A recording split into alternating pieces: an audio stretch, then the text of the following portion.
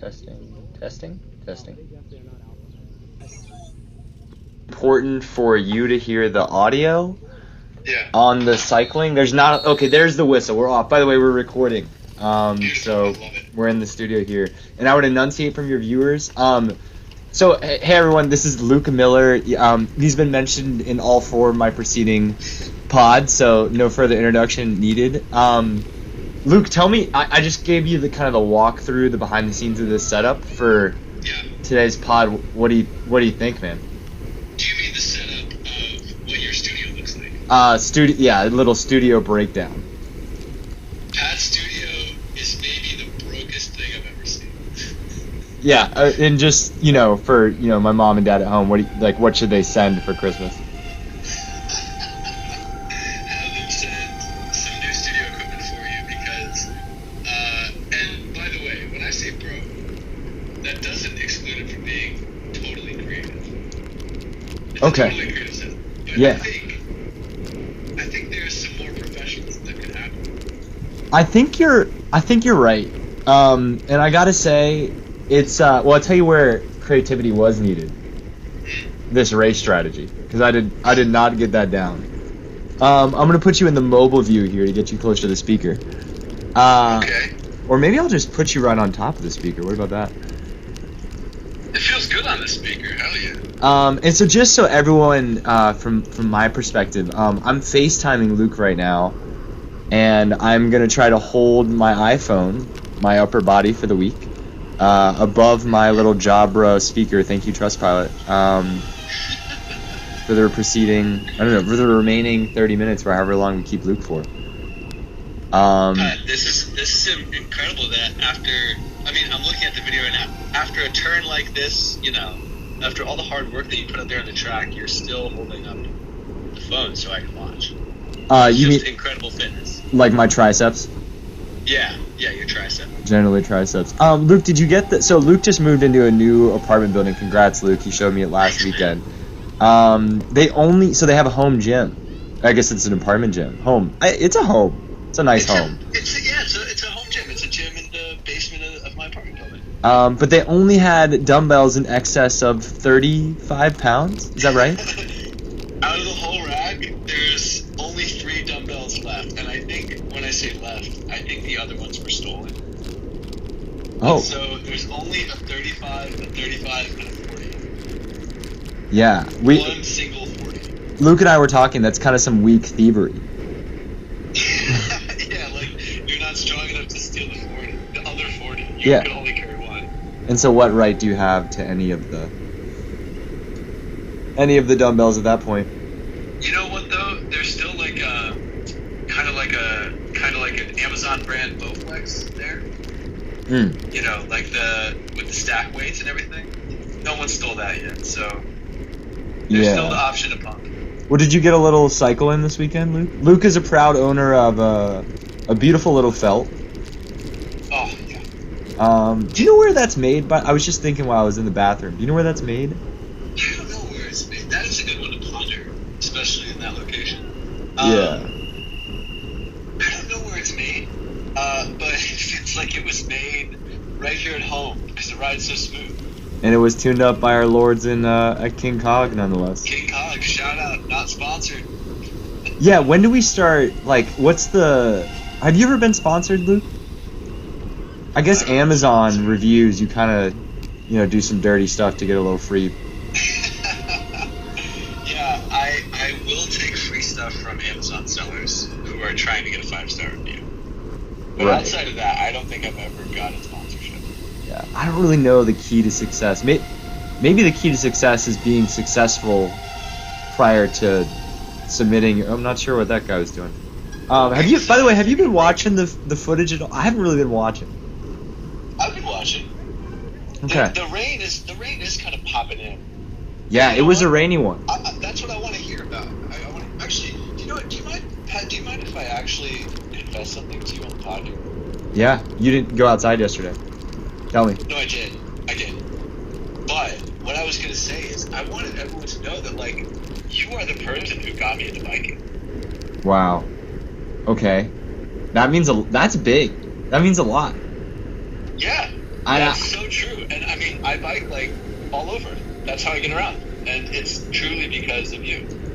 That means, and it's kind of become, it's more than just commuter, right? Like, I feel like you've got to, like, we're out doing loops, little nighttime reverse. By the way, Luke, did you go backwards in Prospect Park one of those nights? Yeah, that's where I got the KOM. Okay, I don't want to, you know, be involved with this. Although I started his career, I did not promote the reverse loop from Luke Miller in Prospect Park, in which he did claim King of the Mountain.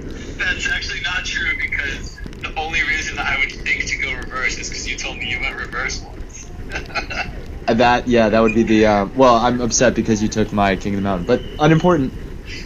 But I just wanted to share that, because you did get me into biking. Like, the history of my biking experience is, I mean, probably like riding a city bike with you. And then I remember when you got your Panasonic bike, this like 30-pound steel frame bike from the 80s, when we lived together in Hell's Kitchen. And I remember I was like, can I take you for a ride? And the seat was too high. It was my first time ever sitting on a racing bike, or like a road bike. And I was like, this is scary. Dude, that thing was a rocket. It was a steel intercontinental ballistic missile. It really was like a Cold War era bike.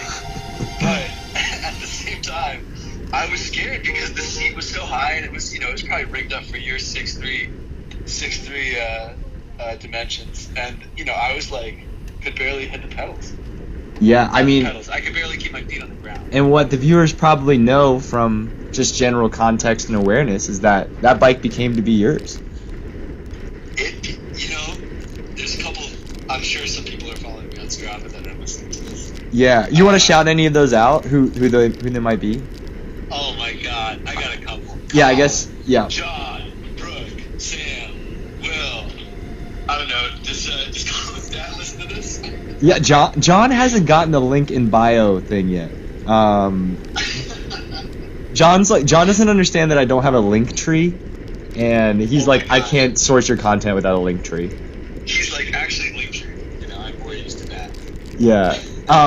Colin's dad is.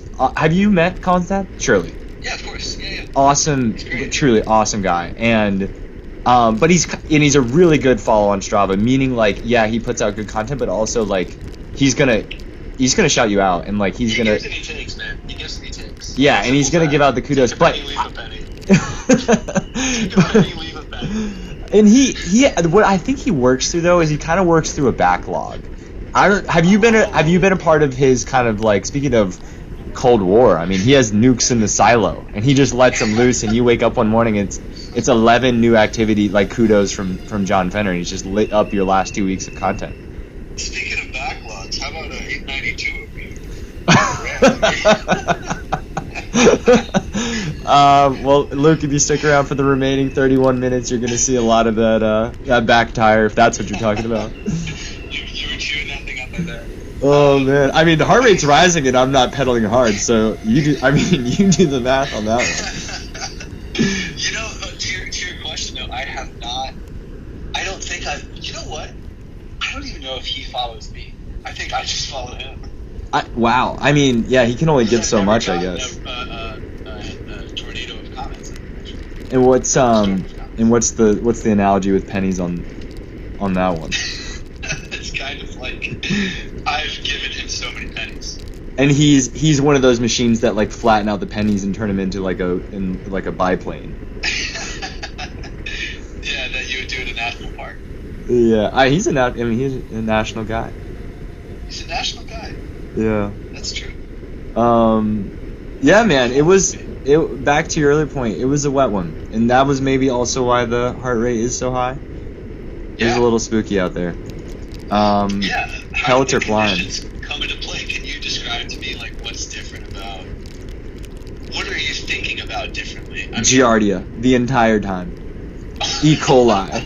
Dude, because you are mouth agape at 185 BPM, and obviously what's being thrown in your little, talk about a backlog, being thrown back there is just street water.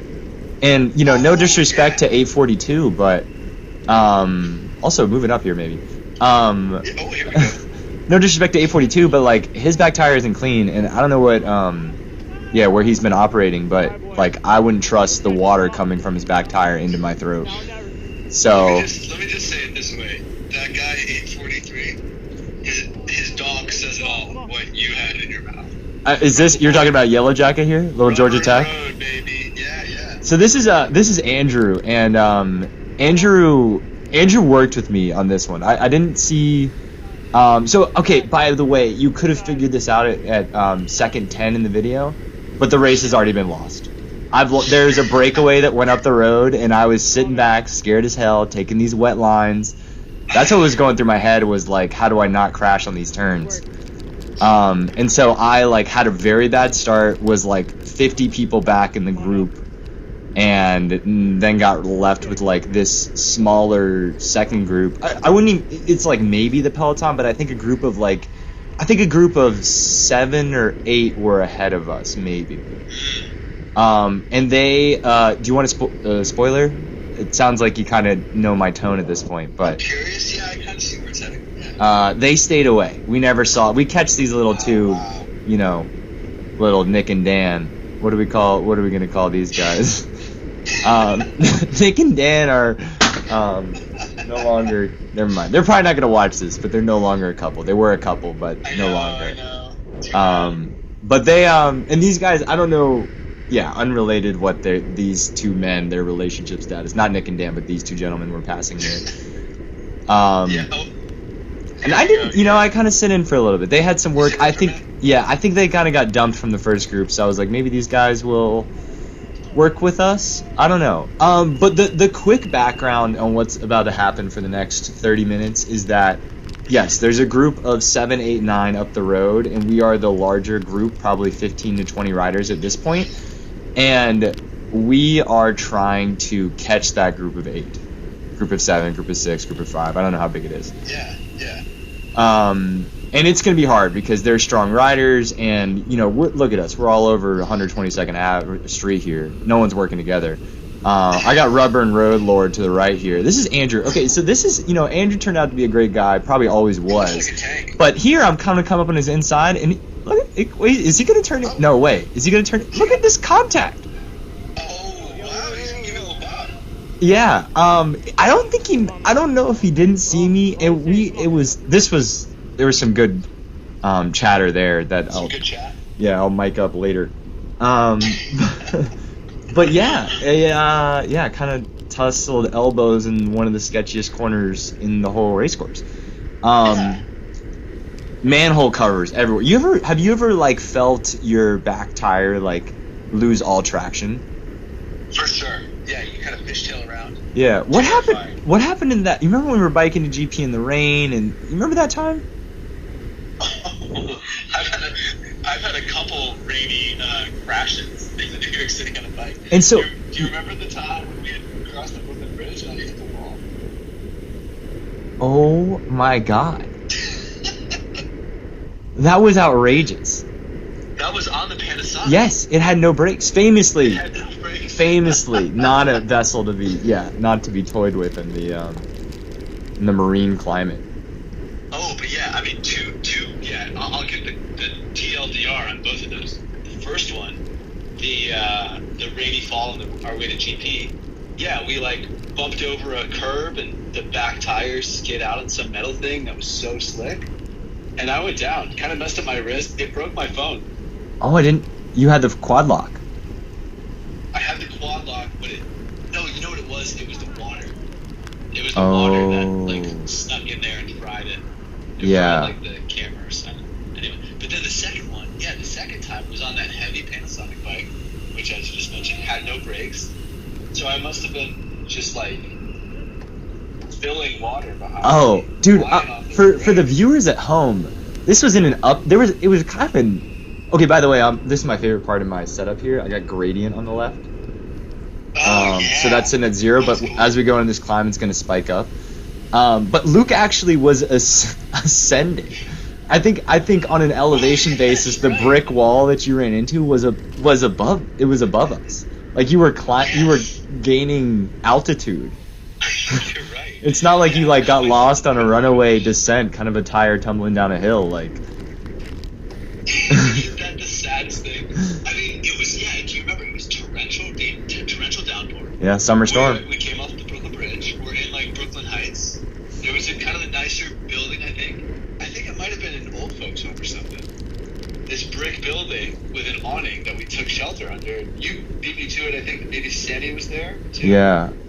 Well, I hate to say it. This is an unfortunate segue because I distinctly remember this moment. Oh. Not good. Oh my God. Not good. Terrible. I did not set it. I was not steering this conversation for you to give a little Euro step layup alley-oop. Oh my God. Yeah. So I actually watching this footage, it wasn't so bad when I hit that brick wall. That was just a spill. Oh my God. That guy. I'm letting this be a little bit in jest here because this guy actually came back into the race. Wow. He wiped out at 30 miles an hour going down the hill and got back up. And supposedly, I don't know if this is true. Apparently, you don't get as much road rash when it's wet. Like you don't get those little ouchy hand things. I don't know. It's kind of like go play in the rain. And this is not. What was going through your mind as he wiped out? I gotta be honest. The GoPro footage is wide view. And so it distorts things. It makes things. It's the old mirror. Objects closer, whatever. Yeah. And he was right in front of me. And at that point, I had told myself before the race, I was like, if someone crashes in front of you, if you slam on your brakes, you go down too. Like the minute you slam on your rear brakes and you lock up, it's game over. And so I was just gonna not grab my brakes and try to find the absolute best line. But I mean, luckily for all of us, himself included, honestly. He just slid out into the literal gutter. Oh my God. Yeah. And look, I was sucking Giardia out of the gutter. Yeah, I mean, him and I might be in the same bed tomorrow once it hits. We were actually having this conversation last night about the people that go on 4-day backpacking trips. By the way, I say something to this guy here, and he just he really just ignored me. I think I said, hey, do you want to, hey, do you want to stick with these guys or do you want to try something? And he looked at me, and I don't know if he must have had, kind of swimmer's ear or something. Maybe he just didn't hear it. But look, the guy that just wiped right there, he's not there anymore. So at this point, he already got back up, and he might be in the pit. I don't know. There's a pit lane here. I didn't really get it. But so at this point, we're deep enough in the race. Oh, what I was going to say about Giardia, actually. By the way, look at these people sitting up, doing nothing. Look at that. Man, yeah, make a move. I know. So I'm trying to I'm playing Austin Helms, head coach for the day. Yeah.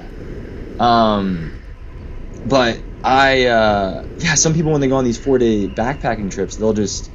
So this is relevant for my health in the near term. Giardia takes 4 days to set in, I think, on average, statistically.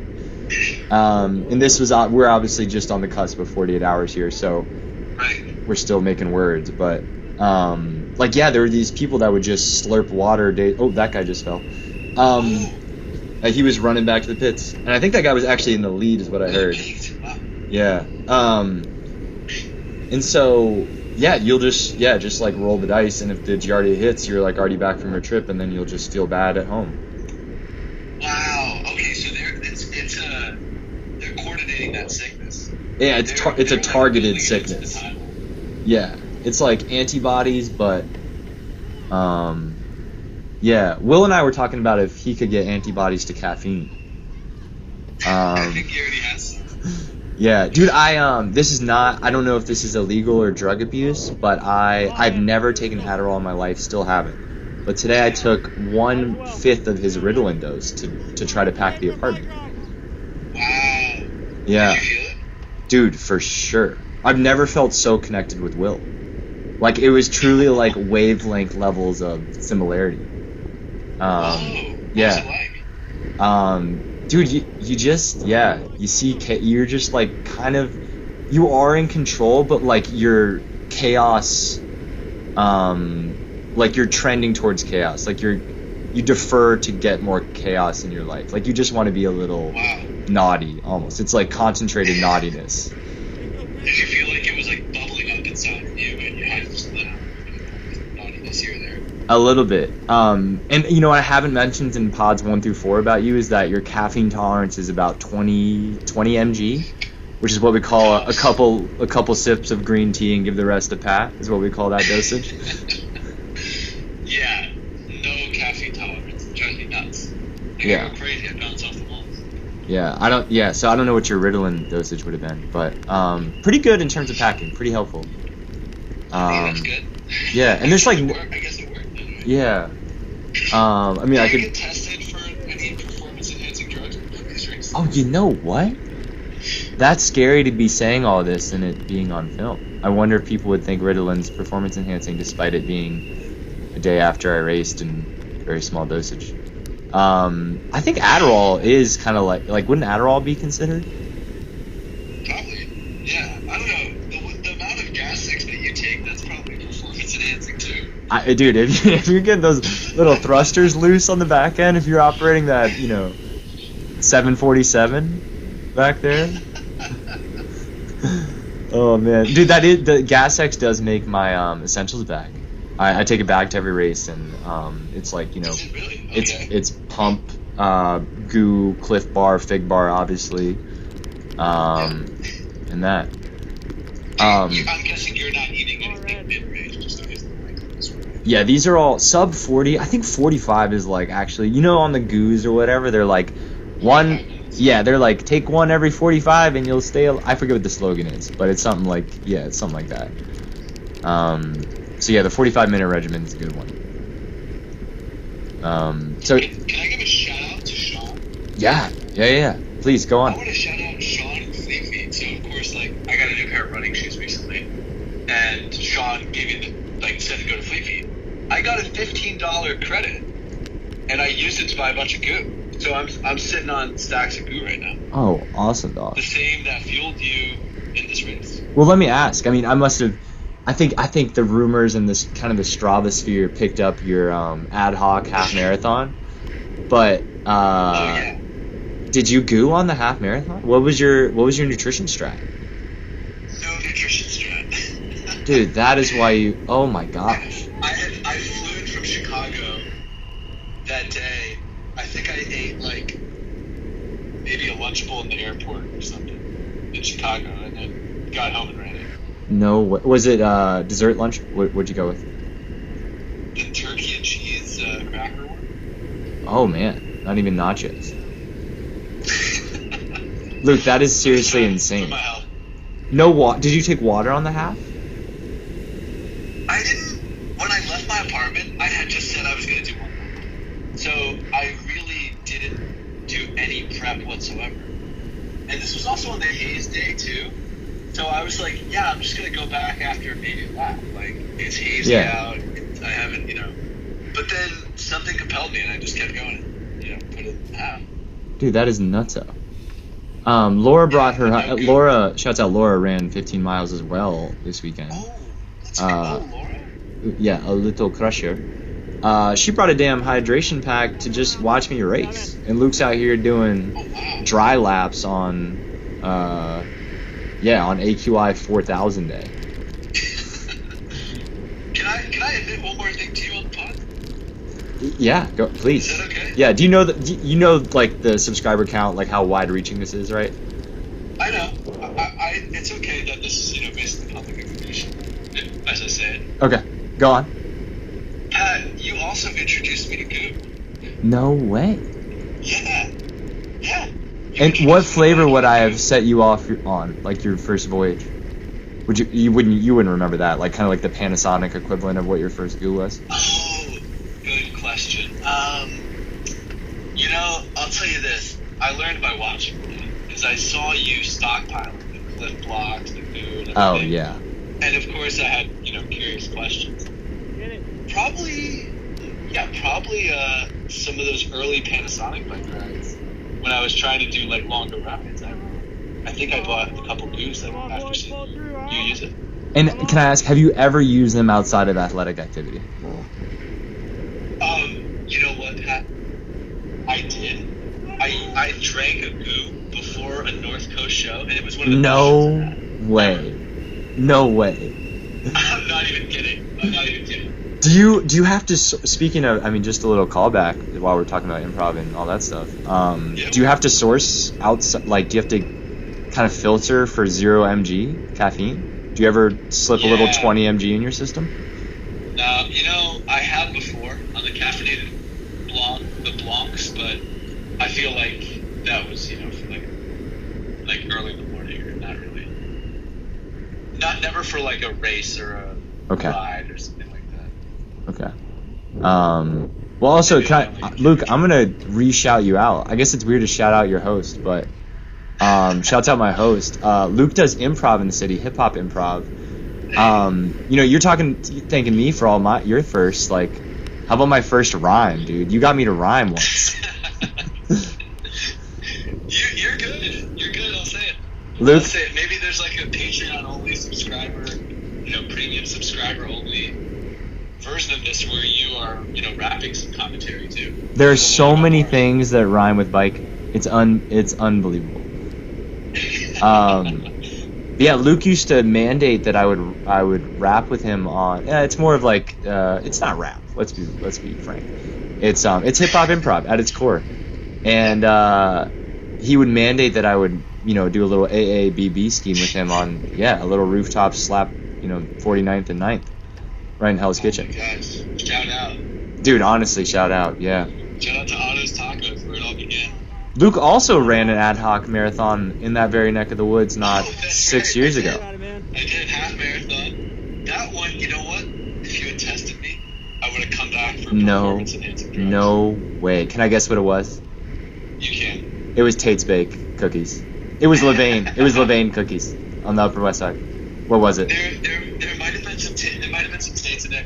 What it was a lychee green tea boba. Oh my gosh. Near Union Square, near NYU.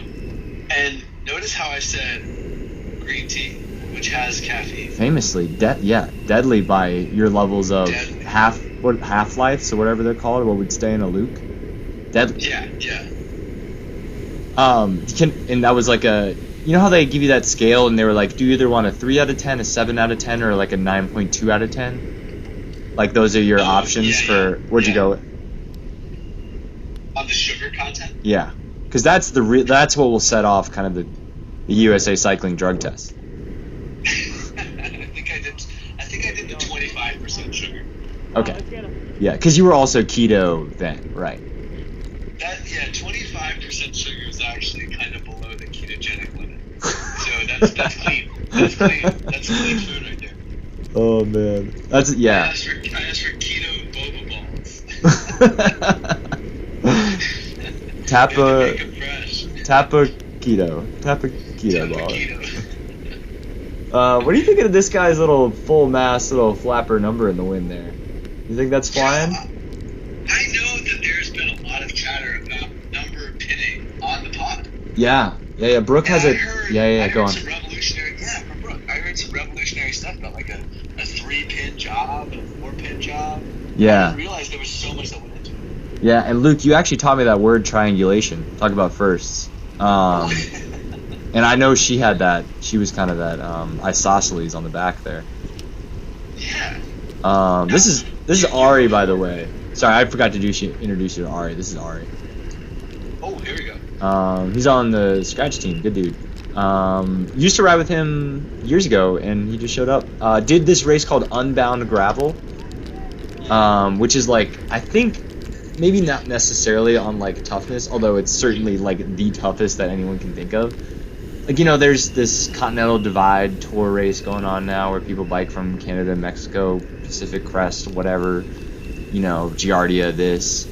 But it's a 200, I think he did the 100-mile, but it's like maybe not the only, it's like first of all, I don't know anything about it, so this is, if anyone's listening and you like did Unbound and you're like, this is factually like problematic, I think it is like the ultra bike race, i.e. shouts out Sean, that the most amount of pros go to. I think it entices a lot of like the pros to delve into the ultra, like do gravel as fast as you can, but also like in the mud for hundreds and hundreds of miles. And Ari lecturing everyone about keto and goo. Like I think he got dehydrated or something and had to. Yeah, was in the damn hospital. No way. Yeah, so he's out here like literally no liquid in his body still, but he's like, I'll just go get some. I'll just open my mouth for these 40 minutes in the rain, and he'll get back to the homeostasis. Slurp up some street water. Come on. Come on. What does it say on the back of this guy's jersey? Marjorie Taylor Greene. That's Major Taylor to you, and I'm saluting on FaceTime. I'm not sure what the Major Taylor story is. Again, these guys just sit up. Yeah. Oh, did you hear that? What are you saying? I missed the audio. I turned. There's like this Garmin stuff, really hard to configure, but like you can adjust the actual audio files volume, and I turned it all the way down. But what you would have been hearing for the last 10 minutes is me saying, "Come on, guys," like over and over and over again. And I like continually just end up on the front to try to motivate the group to pull through. But I think everyone was either gassed, everyone was either terrified of the wet. I was both those things. Or they were also like realizing that front group of like 5 or whatever were so far ahead that like even with laps and laps and laps remaining, that there was just no way to catch them, and they were like, I'm doing a Saturday stroll now. But ideally you do a 15-second turn at the front, a little elbow flick, and the next guy comes through, and no one came through for me. Like for lap, this might be a lap where there was certainly a lap that I took at one point where absolutely no one came through. Ari might come through here. He's I've been saying it. Yeah, on the course. Yeah. That reliable spice, but the reliable spice. I'm talking to someone on my right now. I said something about like, you got it, bro, but no one had. Maybe someone's gonna come through. I think someone's at the door. Where they at? No one shows up. I'm sitting at death at 190 BPM, and no one's there with the Yeah, they must have just converted to it's a Saturday stroll. We're just chilling. Yeah. And they that's what I think, because they're all strong dudes. And we were talking. I hate to put this out there in the ether again, but we were talking. Do we need to bring up 342 again? Like, that rear tire isn't exactly doing nothing to those pedals, if you know what I'm saying. Dude, I'm not gonna go on record for this, but I will cite someone on record for this. Pete said that bike racing is just objectifying other men, in that you get to the start line and you take a look at everyone's. Oh, we got a homie coming through. You took a look as soon as he said take a look. And it's just making an assessment on who has the most like box infused like calves, and sticking with them for the whole race. It is like Pete said, it is making an assessment on another male and saying that's how I get to the finish line. There's almost some like the TV show Survivor level strategy. You're kind of like choosing your alliance early on, knowing you're eventually going to have to cut their throat, right? That is such a good analogy. So you can't take someone that's really good at making fires to the finish line. That's right, yeah, because you're done. Yeah, you kind of want to take the social gamer, That's right. Yeah, the person who's going to become like a bit loud, a bit of a mark. Oh yeah. Yeah, the boxed calves, if you will. I was gonna say the Rob of Rob and Amber, but Boston Rob. Oh man, grew up with that guy. Are terrifying me every time I see you take them. Yeah. Oh, by the way, so this guy in front of us, you might remember. You can actually see in the. I'll zoom in for you. Bottom left, he's got like torn up bib shorts. Because he was the guy that went down. Oh, and look at him. The guy that took a spill. Yeah. And so I'm behind him again, and I, a lot of respect to this guy, but there was no way I was taking this turn behind him again. with absolutely due all respect that's available, no way. Now, I've got some experience in Excel. I know there are others who have more. I'm wondering if Duma and Theo are going to be involved in this production at all, but I think we could find a statistically significant jump in your BPM as that guy came in the frame. Oh. There's got to be some way to figure out. Oh, probably even on the downhill, yeah. Just because that guy, like, yeah, I wouldn't want to be behind him either. Yeah, didn't really do me, and that's all good, you know. Oh, this might be the end. Are people sprinting? I think people are sprinting. You're at 193, man. That's 193. This is about to be the end, whether we like it or not. Oh, that's gonna be a head shake. That's gonna be a disappointing head shake from Pat. That's the great thing about the GoPro cam is you can tell when I say yes and say no on the helmet. How did the race feel? Like, what are your reflections at the end? Danger. Even right there, and I'll find a way to replay this.